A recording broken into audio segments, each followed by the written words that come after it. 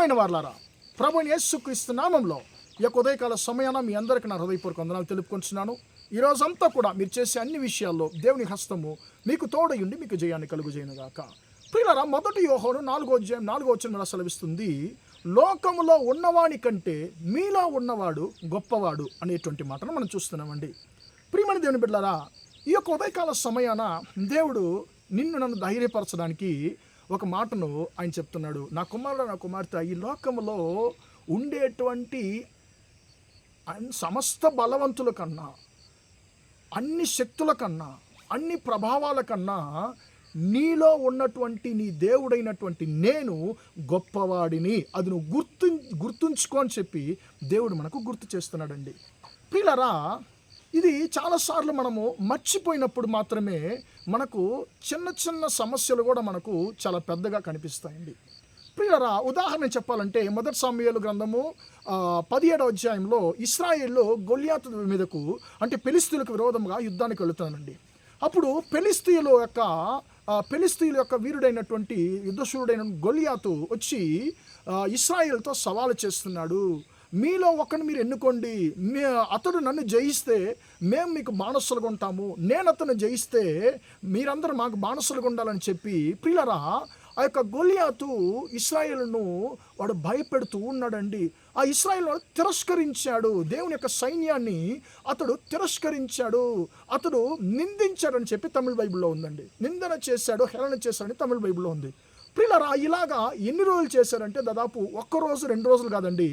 1 సమూయేలు 17వ అధ్యాయం 16వ వచనం చెప్తుంది, దాదాపు 40 రోజులు ఉదయకాలము సాయంకాలము ఇశ్రాయేలును అతడు భయపెడుతూ ఉన్నాడండి.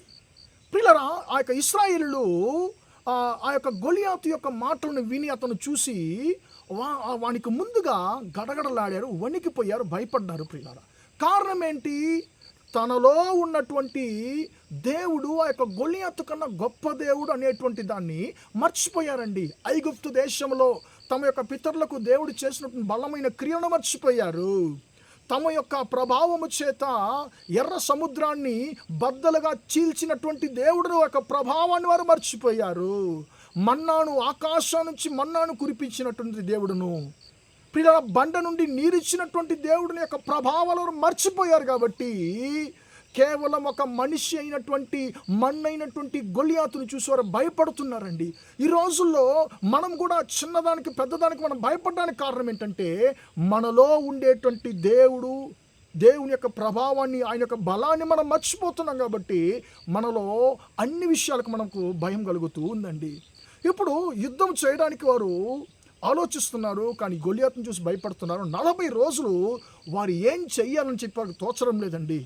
దావీదు వచ్చాడు, తన యొక్క సహోదరులు యుద్ధంలో ఆ యొక్క యుద్ధ సైన్యంలో ఉన్నటువంటి తన యొక్క సహోదరులను చూడడానికి, వారి యొక్క క్షేమాన్ని తెలుసుకోవడానికి దావీదు తన తండ్రి ద్వారా పంపబడ్డాడు. ప్రియులారా, మిగిలిన వారు గొలియాతు మాటలు విని భయపడ్డారు, కానీ దావీదు గొలియాతు మాటలు విని భయపడలేదు. అతనుకు కోపం వచ్చిందండి. అతను అంటున్నాడు, జీవము గల దేవుని యొక్క సైన్యాన్ని తిరస్కరించడానికి సున్నతి లేని ఫిలిష్తీయుడు ఏమాత్రం అని చెప్పి అంటున్నాడండి. అప్పుడు దావీదు అంటున్నాడు, నేను యుద్ధానికి వెళ్తాను, నేను తను గెలుస్తానని చెప్పి అన్నప్పుడు సౌలు రాజు అంటున్నాడు, నీ వల్ల అసలు నువ్వు యుద్ధం చేయలేవు బాబు, నువ్వు చిన్నవాడివి. అతడు తన చిన్న ప్రాయం నుంచి యుద్ధాభ్యాసము చేసినటువంటి వాడు, నువ్వేం చేయలేవు, గెలవలేవని చెప్పి అంటున్నాడు. కానీ ప్రియులారా, దావీదుకు ఒక్క విషయం మాత్రం తెలుసు, ఆ గొలియాతు అందరికన్నా గొప్పవాడుగా ఉండవచ్చు, కానీ ఆ గొలియాతు కన్నా నాలో ఉన్నటువంటి నా దేవుడు వివరించలేనంత గొప్పవాడు, సర్వశక్తిమంతుడు అనేటువంటి దాన్ని దావీదు గుర్తించాడు. ప్రియులరా, యుద్ధానికి ఆయన కత్తులు, ప్రియులరా, బల్యాలు ఏం తీసుకెళ్ళలేదు, దేవుని యొక్క నామము చేతనే గొలియాతు మీద యుద్ధానికి వెళ్ళాడు.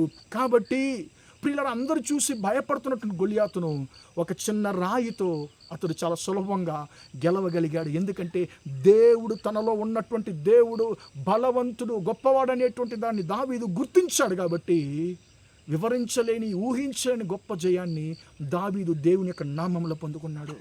ప్రియమైన దేవుని బిడ్డ, నీలో ఉన్న దేవుడు గొప్పవాడు. ఈ లోకంలో ఉన్న అందరికన్నా, అన్నిటికన్నా, సాతాను కన్నా, మనుష్యుల కన్నా, సమస్త జనుల కన్నా ప్రియులారా, నీలో ఉన్న నాలో ఉన్న దేవుడు గొప్పవాడు. కాబట్టి ఆయన మనం గుర్తించుతాం. ఆయన మనకు ఊహించలేని జయాన్ని మనకు కలుగజేస్తాడు. కాబట్టి ఈ యొక్క మాటను మనం విశ్వాసంగా మనం చెప్తూనే ఉందాము. నాలో ఉన్న దేవుడు గొప్పవాడు, నాలో ఉన్న దేవుడు గొప్పవాడు. లోకంలో ఉన్న అందరికన్నా, అన్నిటికన్నా నాలో ఉన్న దేవుడు గొప్పవాడు. ఆ గొప్పవాడు తనకు అరచేతిలో నిన్ను నన్ను చెక్కుకొని ఉన్నాడు. ఆయన యొక్క చేతును మించి నిన్ను నన్ను ఎవరు ఏం చేయలేరు. నేను ఎవరేం చేయలేరు. నువ్వు దేవుని యొక్క చేతిలో ఉన్నావు. గొప్ప దేవుని యొక్క చేతిలో ఉన్నావు నువ్వు. ఆ గొప్ప దేవుడు నీలో ఉన్నాడు.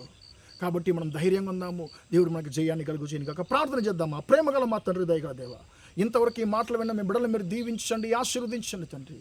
లోకంలో ఉన్న వానికన్నా మీలో ఉన్నవాడు గొప్పవాడన్న మాట ప్రకారం తండ్రి, మాలో ఉన్నటువంటి గొప్ప దేవుడైన నిన్ను మనం మర్చిపోయినప్పుడు తండ్రి మాకు అనేక భయాన్ని శత్రువు కలిగిస్తాడు. మేము జయాన్ని పొందుకోలేకపోతున్నాం, మేము ముందుకు సాగలేకపోతున్నాం తండ్రి.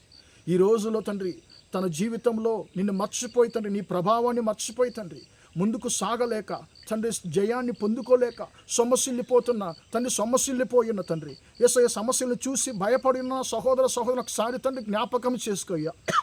నువ్వు ఎలాంటి తండ్రి, ఎటువంటి బలవంతుడు అని చెప్పి తండ్రి వారికి జ్ఞాపకము చేసుకుని తండ్రి, నీలో ముందుకు సాగడానికి తండ్రి, నీ ద్వారా జయాన్ని పొందుకోవడానికి తండ్రి యేసయ్య వారికి కృపదైత్యమని ప్రార్థిస్తున్నాను. వారికి భయాన్ని తండ్రి వారిని లేపమని ప్రార్థిస్తున్నాను. సమస్యల నుంచి విడిపించమని ప్రార్థిస్తున్నాను తండ్రి. వారు ఊహించలేని గొప్ప జయాన్ని వారికి కలుగజేయమని తండ్రి, ఈరోజంతా మా సహోదరులు చేసే అన్ని విషయాల్లో మీ హస్తం వరకు తోడండి, జయాన్ని కలుగజేయమని యేసు నామములో ప్రార్థిస్తున్నాను తండ్రి. ఆమేన్, ఆమేన్. ప్రియులారా, దేవుడు మిమ్మల్ని దీవించి ఆశీర్వదించును గాక. Praise the lord.